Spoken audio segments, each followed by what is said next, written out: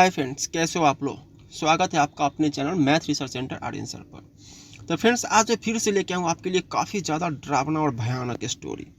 तो चलिए बिना वक्त व्यय कहानी को शुरू करते हैं। शीर्षक का नाम है सुनसान रात।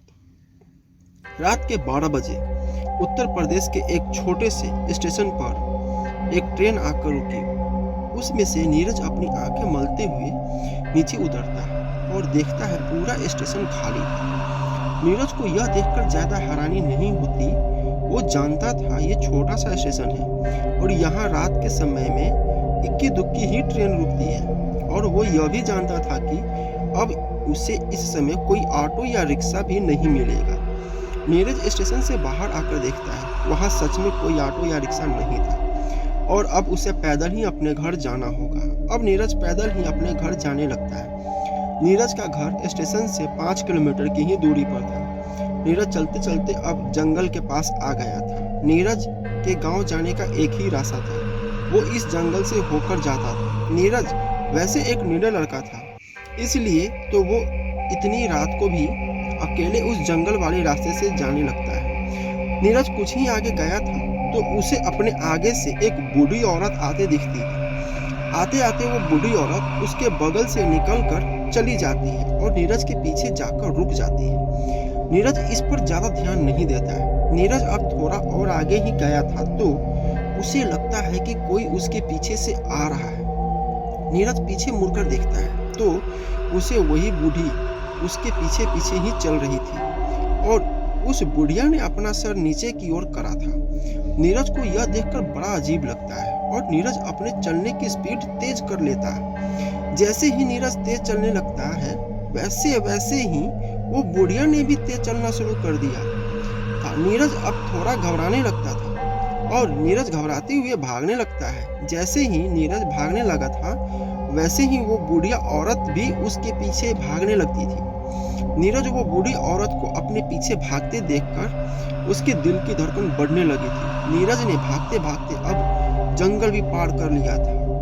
जंगल पार करते ही नीरज को कुछ लोग एक खेत के पास बैठकर आग तापते नजर आए। नीरज उस बूढ़ी औरत से बचने के लिए उन लोगों के पास जाकर बैठ जाता है और अपने पीछे की ओर उस बूढ़ी औरत को देखने की कोशिश करने लगता है, पर नीरज को वो बूढ़ी औरत अब कहीं नहीं दिखती।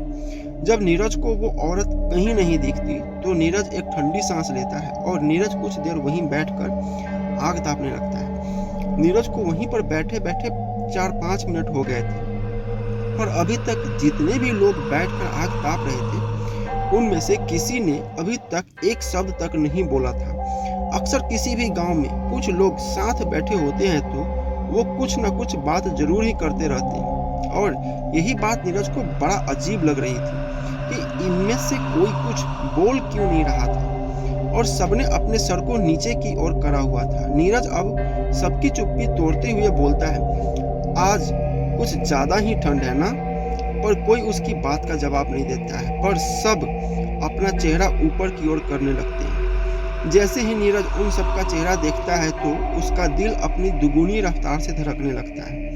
नीरज का दिल इतनी तेजी से धड़क रहा था मानो जैसे अभी छाती फाड़कर बाहर आ जाएगा। नीरज ने देखा कि उन सबकी आंखें नहीं थी और सबके चेहरे सफेद पड़े थे। नीरज घबरा के एकदम से उठता है और जैसे ही अपने पीछे भागने को मुड़ता है पर वो वहां से भाग नहीं पाता क्योंकि उसके सामने वही बूढ़ी औरत खड़ी थी और उसके चेहरे पर एक भयानक हंसी थी। तभी वो बूढ़ी औरत उसके पास आने लगती है।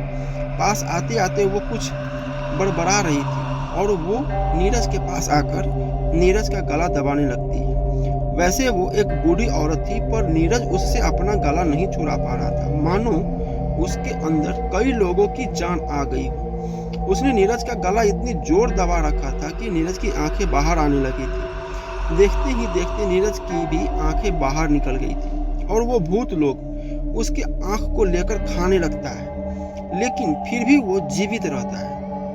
इतने में वो बुढ़िया उसका पैर उखाड़कर खाने लगती है। नीरज ने सब महसूस कर सकता था कि वो बूढ़ी औरत उसका पैर का मांस खा रही है और बाकी का भूत उसके पास आकर उसको सूंघने लगता है। नीरज बहुत चीखता और चिल्लाता है। सारे भूत उसके शरीर को अपने दांतों से नोच नोच कर खाना शुरू कर देता है। जैसे एक भूत उसके दिल को नोच कर बाहर निकालता है, नीरज मर जाता है।